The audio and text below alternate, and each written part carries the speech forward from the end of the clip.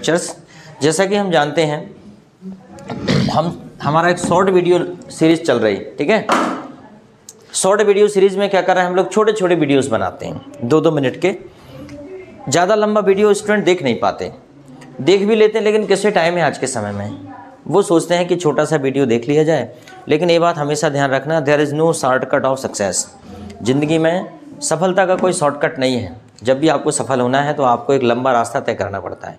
फिर भी ठीक है, हम चाहते हैं कि कम समय में एक चीज़ सीख गए तो भी ठीक है। होता क्या है, पहले जो वीडियो बनाता था उसमें बहुत सारे स्ट्रक्चर्स का कॉम्बिनेशन होता था। अब मैं वीडियो बनाता हूँ उसमें एक स्ट्रक्चर में, मतलब एक स्ट्रक्चर एक वीडियो के अंदर, इसीलिए स्टूडेंट उसे देख लेता है। जैसे कि हम बात करें कि हैविंग टू, जैसे कि एक ये है हैविंग टू, ठीक है। अब यहाँ पे subject plus be plus having to, इसका प्रयोग करते हैं। लेकिन इसके पहले मैं आपको बता रहा हूँ subject plus be plus able to, ये और ज़्यादा सरल है। उसके बाद मैं आपको फिर हैविंग टू बताऊँगा। अब ये देखिए इसमें है क्या, आपने तो सुना होगा और पढ़ा भी होगा कैन का प्रयोग। कैन का प्रयोग पढ़ा है आपने? कैन का प्रयोग आप कहाँ करते हो? एबिलिटी, क्या बताते हो आप लोग? एबिलिटी, समझ में आ रहा है? एबिलिटी बताने के लिए आप कैन का प्रयोग करते हैं, लेकिन वहीं पर आप एबल टू का प्रयोग भी कर सकते हैं। अंडरस्टैंड? जैसे कि आपने कहा मैं नहीं जा पाता या मैं नहीं जा सकता, तो क्या हो जाएगा? I am not able to go. मैं नहीं जा सकता, I am not able to go. मैं नहीं कर सकता, I am not able to do. मैं नहीं बोल सकता, एनी प्रॉब्लम? मैं नहीं खेल सकता, I am not able to play, any problem? तो जब कभी भी आपको कैन का प्रयोग करना हो, वो तो कैन का करोगे, लेकिन उसके जैसा प्रयोग एबल का भी कर सकते हो आप। सेम टू सेम वही काम एबल भी कर सकता है। जैसे कि और एग्जांपल देख लेते हैं। तुम यह बैग नहीं उठा सकते, तो क्या हो जाएगा? You are not able to lift this bag. यह किस स्थिति में लगाते हो आप? यह उस स्थिति में लगाते हो जब कोई छोटा बच्चा हो और बैग उठाने की कोशिश कर रहा है, तो आप उसे बोलोगे बेटा अभी तुम्हारी उम्र नहीं हुई है, अभी तुम इतना बड़ा बैग नहीं उठा सकते, ठीक है। You are not able to lift this bag, okay. जैसे कोई 4th का बच्चा है और मान लो मास्टर डिग्री की कोई बुक पढ़ रहा है, तो आप इसे क्या बोलोगे? You are not able to read this book. देखो ये सेंटेंस बोलने में है, असंभव कुछ भी नहीं है, M I right?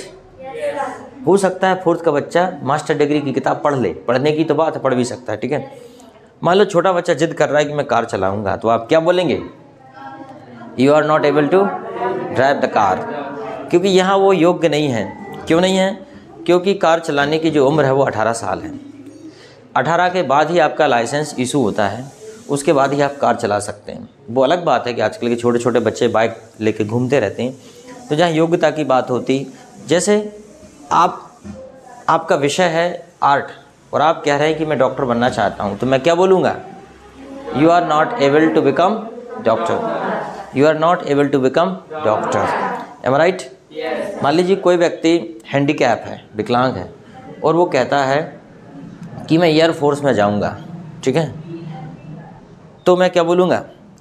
You are not able to join air force, क्योंकि वहाँ पे बहुत अदम्य साहस हो सकता है। साहस का हैंडीकैप से कोई संबंध नहीं है, लेकिन वहाँ पे आपको कूदना, रस्सी पे चढ़ना, ठीक है, हवा में जंप लगाना, ये सब करना पड़ेगा। और एक the handicap person can't do that, okay. Handicap person is not able to do that, ठीक है। मान लीजिए हम कहें कि तुम इसके लिए के काबिल नहीं हो, तो हम वहाँ बोल सकते हैं you are not able for that, ठीक है। दूसरा, जैसे हम कहें she is not able to play. जैसे मान लो कोई लड़की है, उसकी तबीयत ख़राब है, आप कह रहे हैं वो ग्राउंड पे खेलने क्यों नहीं आई? अभी वो रिकवर नहीं हुई है कम्प्लीटली, अभी भी उसकी तबीयत ख़राब है, तो आप कह सकते हो कि she is not able to play, वह खेल नहीं सकती अभी। तो कैन अलग चीज़ हो जाती थोड़ी सी, है ना, मतलब सेम है लगभग, लेकिन she is not able to play. ठीक है, मान लीजिए कोई व्यक्ति ज़्यादा ओवरवेट है, ज़्यादा हेल्दी है और वो आपके बराबर दौड़ नहीं सकता या वो ज़्यादा दौड़ ही नहीं सकता, तो हम बोलेंगे he is not able to run fast, he is not able to run fast because of his heavy weight. Okay, he is not able to run fast.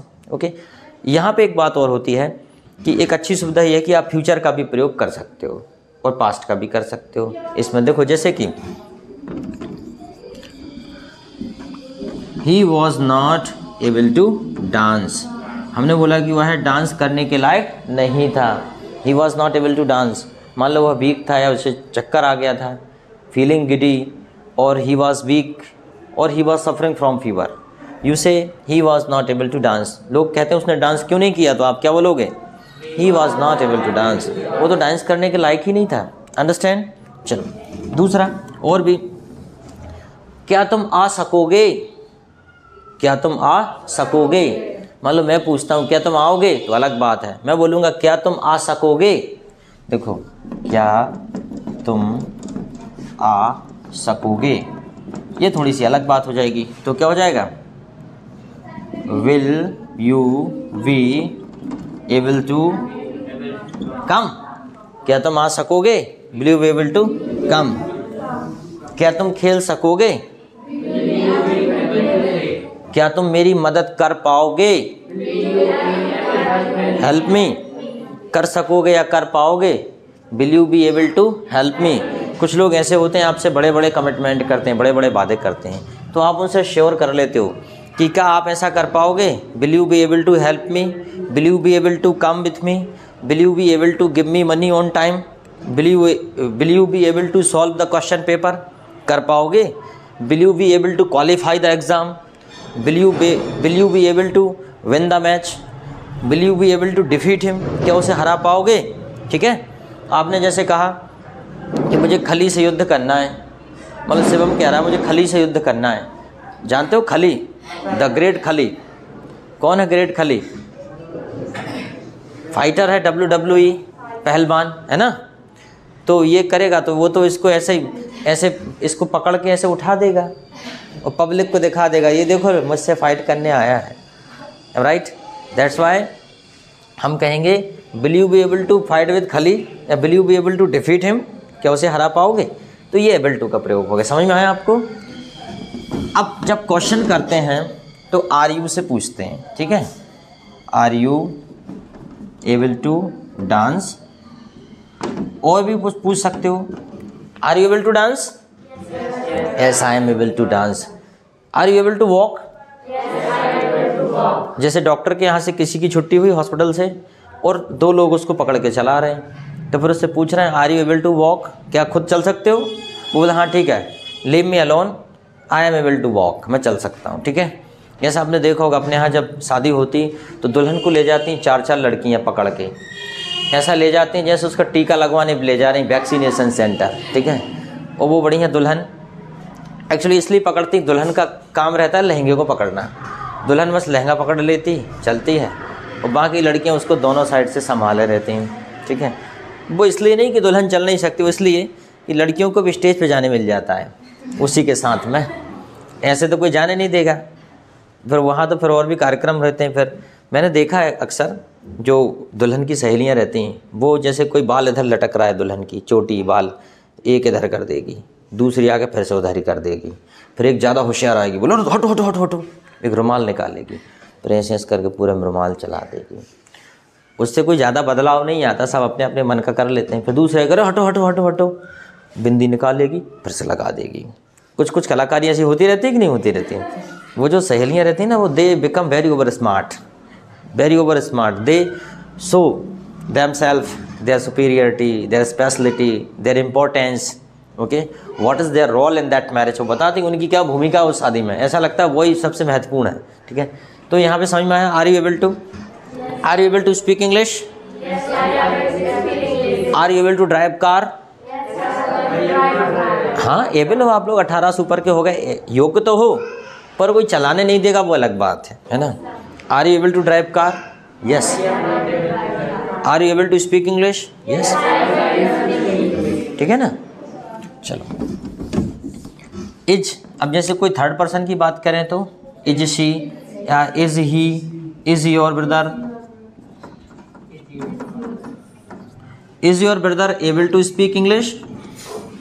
हाँ, अगर आपका भाई कुछ भी बोलना सीख गया, कुछ भी, तो वो इंग्लिश बोलने के भी योग्य है, बस उसे सिखा दो, वो तो बोल सकता है। Is your brother able to speak English? Yes. Is your brother able to drive car? ठीक है। Is your brother able to attend any competitive exam? Yes. Competitive exam के बाद नौकरी लगेगी, अगर वो उसकी जो एज है वो 18 के ऊपर है तो वो किसी भी नौकरी में जा सकता है। ठीक है ना, मिनिमम जो एज है वो 18 होनी चाहिए नौकरी के लिए। ठीक है, अब दूसरा देखते हैं हम लोग, बीइंग एबल।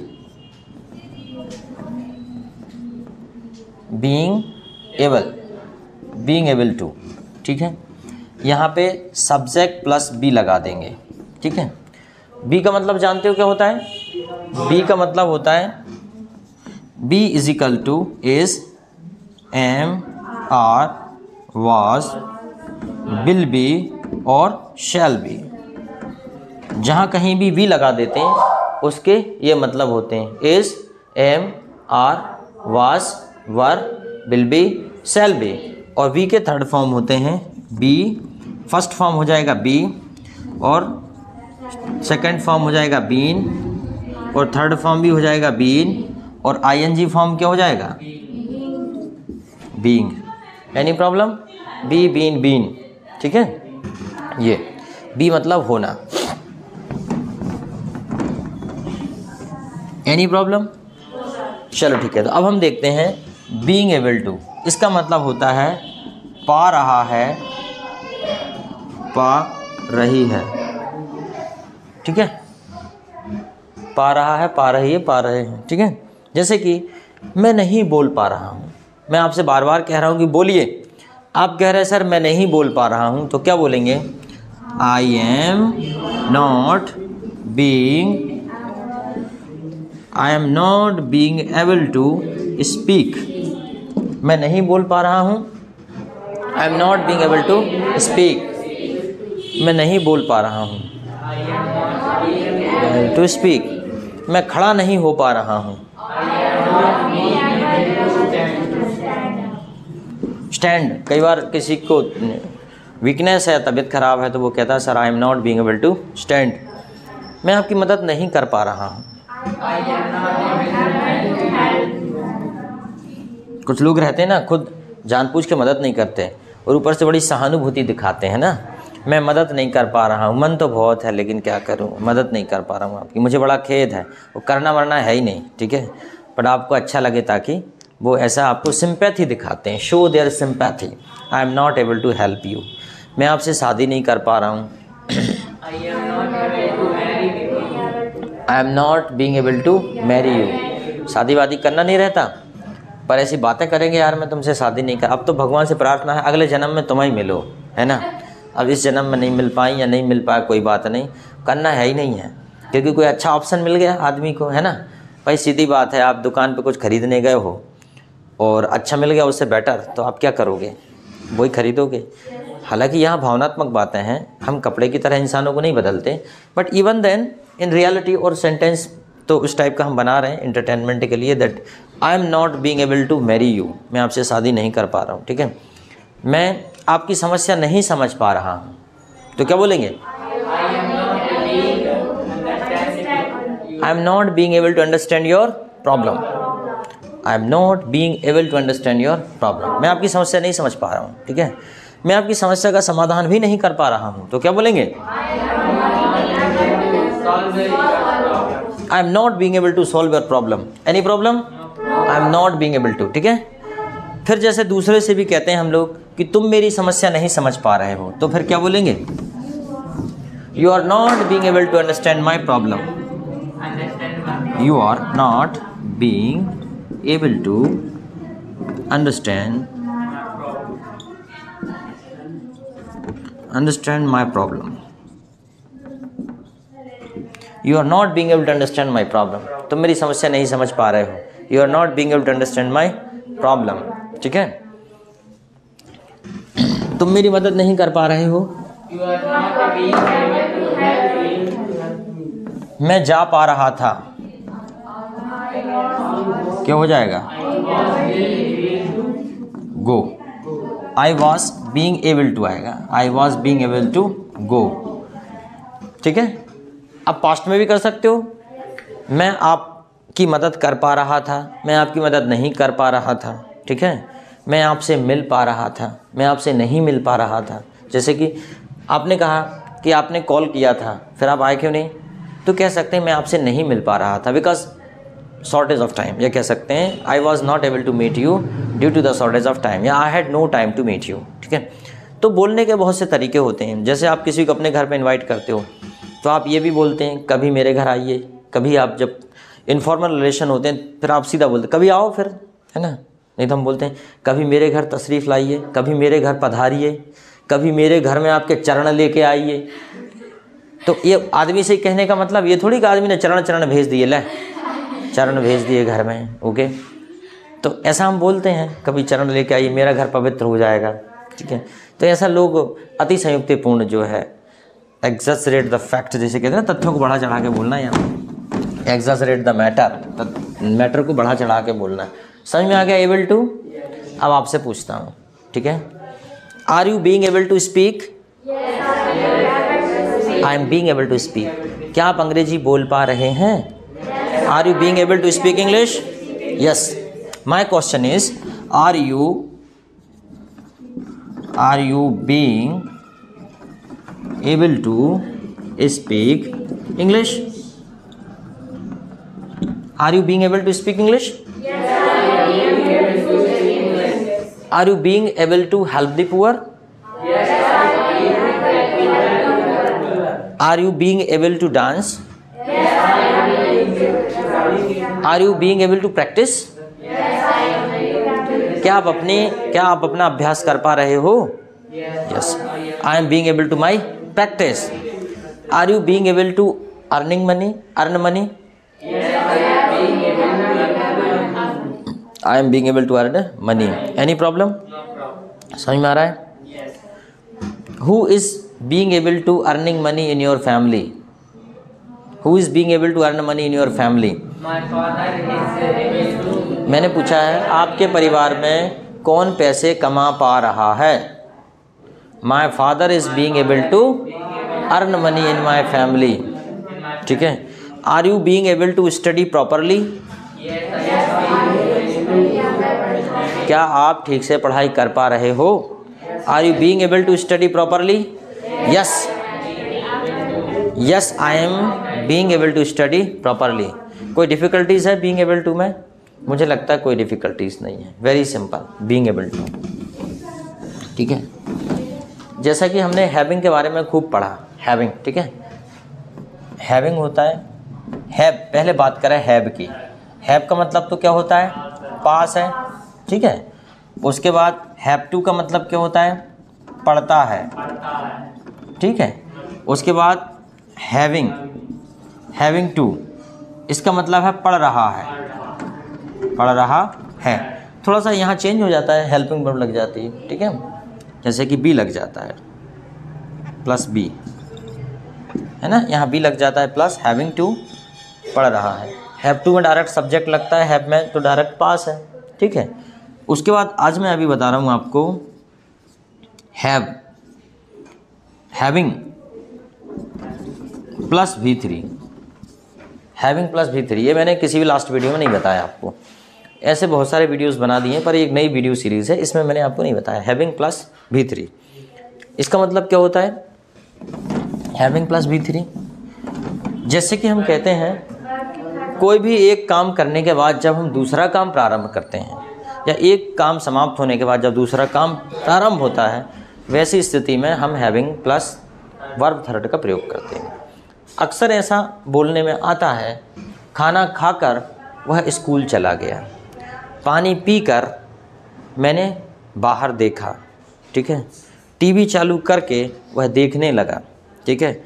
ग्रेजुएशन कंप्लीट करने के बाद या ग्रेजुएशन कंप्लीट करके वह नौकरी खोजने लगा, ठीक है, या शादी करके वह अमेरिका शिफ्ट हो गया है, ठीक है ना, ऐसी बातें होती, ठीक है। तुमको देखकर मेरा दिल बाग बाग हो गया, ठीक है, तुमसे मिलकर, ठीक है, तुमसे मिलकर, तुम ये गाना भी है ना, तुमसे मिल के दिल का है जो हाल क्या कहें, वो यही है हैविंग टू, तुमसे मिल के दिल का जो हाल। अब पता नहीं दिल का कैसा हाल है वो बताते भी नहीं, पॉजिटिवली या नेगेटिवली, अच्छा हो रहा है कि बुरा हो रहा है, आई डोंट नो, ठीक है। दरवाज़ा खोलकर, पानी पीकर, ठीक है, उसके बाद खाना खाकर, ठीक है, ग्रेजुएशन कंप्लीट करके, एडमिशन लेकर, ठीक है, कोई भी एक काम होने के बाद जब दूसरा काम करोगे तो वहाँ पे हैविंग का प्रयोग करेंगे, एम राइट। कोई दिक्कत? देखो हम एक सेंटेंस ही बनाते हैं, जैसे खाना खाकर वह बाहर चला गया, तो क्या हो जाएगा, having eaten food he went out, खाना खाकर वह बाहर चला गया, having eaten food he went out, ठीक है। जैसे कि हम कहें कि दरवाज़ा खोलकर वह बाहर चला गया, तो इसे क्या बोलेंगे, opening the door he went out. अब आप बड़े कंफ्यूज हो गए कि सर ये क्या कर दिया, अभी तो आप हैविंग लगा रहे थे, अब आपने ओपनिंग कर दिया। एक और सेंटेंस देखते हैं और डिफरेंस आप ही बताने की कोशिश करो। पानी को देखकर कुत्ता भौंकने लगा,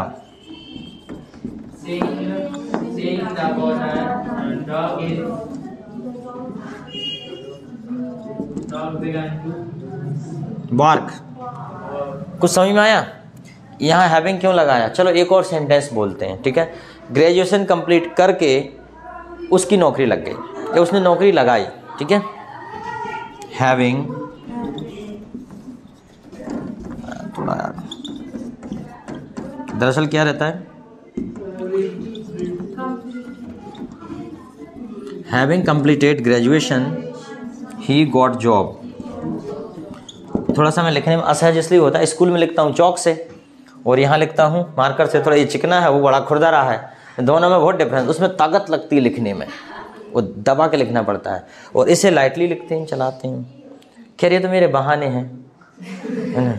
सीधी बात यह है, नाच न जाने आंगन टेढ़ है, ये भी तो बोल सकते हैं वाह। आजकल के बच्चे समझते हैं, अगर उनसे बोलो कि ऐसी बात है कि वहाँ मैं हार्ड पे लिखता हूँ, दबा के लिखता हूँ, कोई ऐसे धुरंधर बच्चे रहते, सर ऐसी बात नहीं है, हम तो दोनों में अच्छे से लिख लेते हैं, ठीक है। तो इसलिए लोगों के पास हर चीज़ का जवाब है इसलिए कुछ बहाने बनाना तो बंदी कर दो, ठीक है। सब समझते हैं कि what's the problem, okay. Having completed graduation he got job, तो कोई बताएगा इसमें क्या डिफरेंस है? देखो अब वो तो पता है ING लगा है, यहाँ भी यहाँ ING लगा है तो यहाँ भी ING लगा है। होता क्या है, किसी काम के तुरंत बाद, एक वर्ब के तुरंत बाद ही कोई दूसरी वर्ब होगी तो क्या लगाएंगे, ओपनिंग। थोड़ा समय हो जाए तो क्या लगाएंगे, हैविंग। जैसे खाना खाया तो आदमी ऐसा तो नहीं कि खाना खाया और तुरंत दौड़ गया, थाली वाली फेंक फाँक के खाना खाया और दौड़ लगा दी, ऐसा तो नहीं। खाना खाएगा, हाथ धोएगा, पानी पिएगा, उसके बीच में और दो काम हो जाएंगे। खाना खाने के बाद पानी पिएगा, हाथ धोएगा, ये अलग बात है, कोई हाथ ही ना धोए वो अलग बात है, हैंड वॉश ना करे चल दे।